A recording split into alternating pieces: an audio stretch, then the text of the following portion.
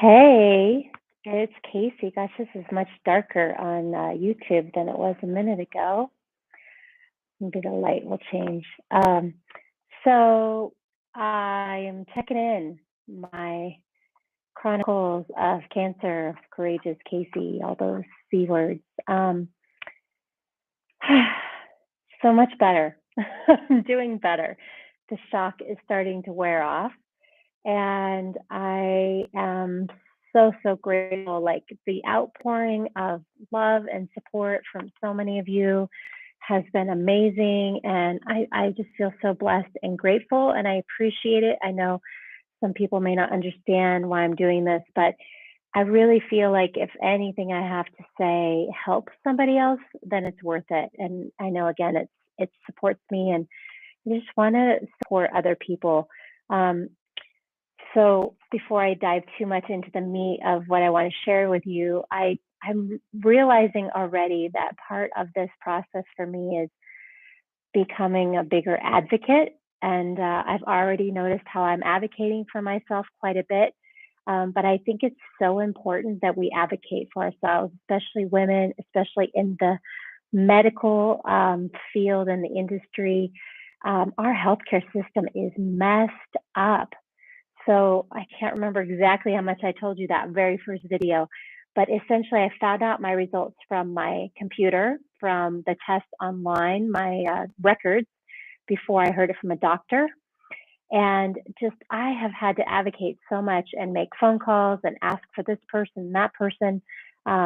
Basically on Monday, which was yesterday, I called to see why my nurse navigator hadn't called me yet, and it turns out they were out of town. So whoever I talked to on the phone was like, well, they can see you next Monday on the 24th of October. And I was like, that's not okay.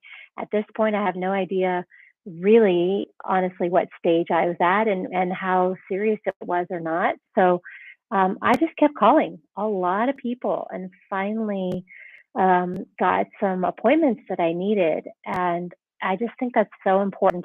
And the only reason I kind of know to do that is because I've been in the healthcare system a lot. I've learned that you have to sometimes call two or three times because you often get misinformation too, or you get directed to the wrong place. So proud of myself for doing that. And I really encourage you and other people to stand up. You have to ask a lot of questions. You have to say, this is the situation and I need support and that's not acceptable. And those are hard things to say sometimes. So there's a whole longer story to that I don't want to get into, but essentially I did get to see, I'm going to turn this, the notifications off on my watch so they don't bug me. I got to see, I had a video conference today with the nurse navigator who, again, going into this, I had no idea. The doctor could have told me that the nurse navigator would explain my results to me because I also got my more results yesterday with nobody to tell me what they mean. So I had the assumption that this nurse navigator was just going to set me up with doctor's appointments because that's what the previous doctor said.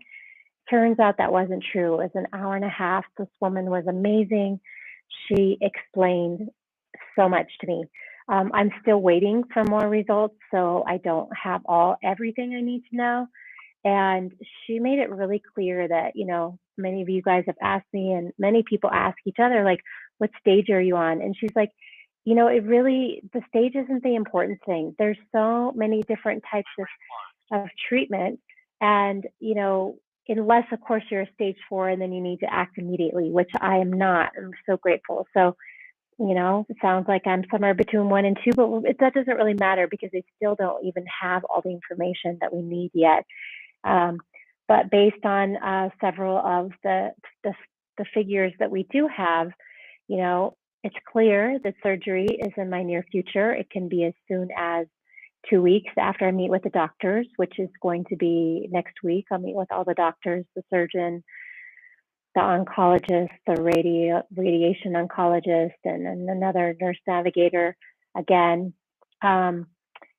And then as far as right now, I don't know if chemotherapy is going to happen or not. I do know that I'll have radiation after surgery.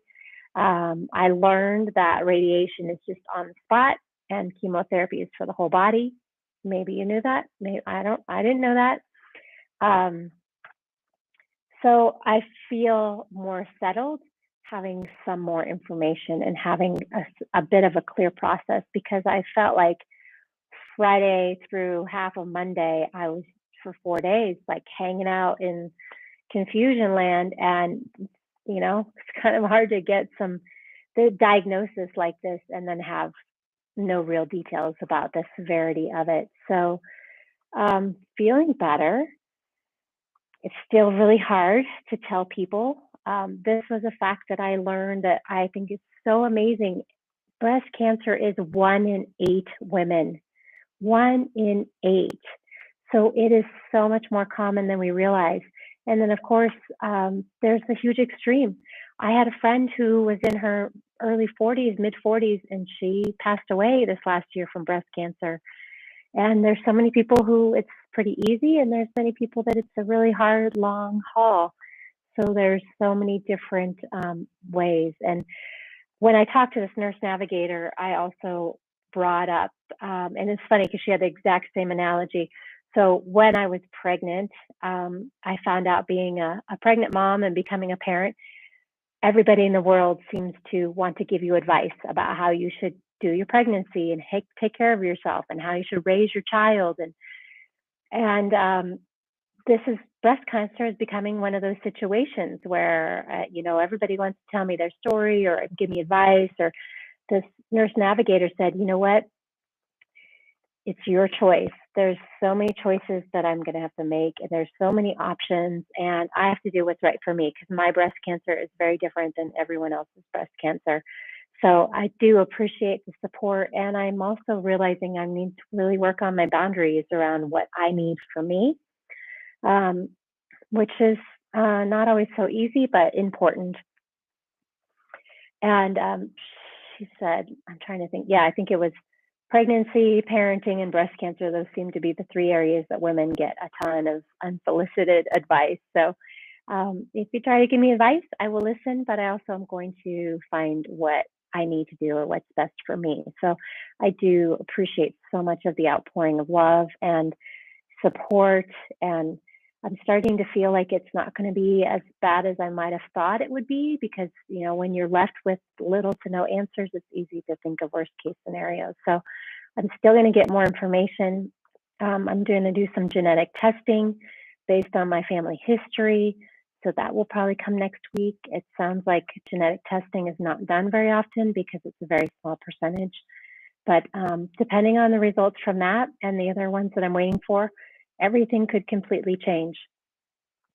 So this process I could be kind of through it by the end of the year, going into 2023 with, kind of having myself be done, or it could go into the new year for several months, depending on what these results come back as. So, boy, what a journey. But I'm already realizing that I want to use my voice and be vulnerable, be courageous, and share the process. Another thing I really learned and realized is a lot of people share their after story. They survived, they're thriving after cancer, but not a lot of people share it as they're going through it.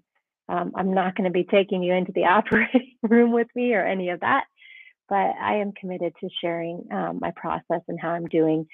And I feel like I'm in a very good place, because right before this diagnosis, as much as I have many struggles, which I do, spiritually, emotionally, mentally, I have been through a lot. I've been, you know, through hell and back many times. And I have a solid sense of spirituality and connection in my life. And so on day one of this, I'm like, there's something good that's going to come out of this, something good. There's going to be growth. Maybe it's the boundaries. Maybe it's sharing my vulnerability. Maybe it's encouraging people to be more empathetic and compassion. I don't feel like I have a small handful of people in my life who are super empathetic and compassionate with me. And that's how I'm going to treat myself going through this process, is with empathy and compassion. And I'm not going to spend time around people who are going to bypass this and go, oh, everything's going to be fine. Don't, like dismissive. I'm going to feel my feelings, and also I'm going to know that I'm going to be okay at the same time. I mean, this scary stuff. Nobody wants to have surgery. Nobody wants radiation or chemotherapy. So, think about that before you talk to somebody, and, honor how they are. I think empathy is highly underutilized in our society. And honestly, I think very few people really have an understanding of what empathy is and the practice of it. And if that's where I can make a difference in my process and sharing it, then I'm happy about that. Um, so I want to share with you. I'll get some advice to get a journal to share with me, and mine says, be strong, be brave, be you. So I'm taking notes of everything and keeping track so that I can make my best decisions. And I'm really grateful for a wise mentor of mine who encouraged that.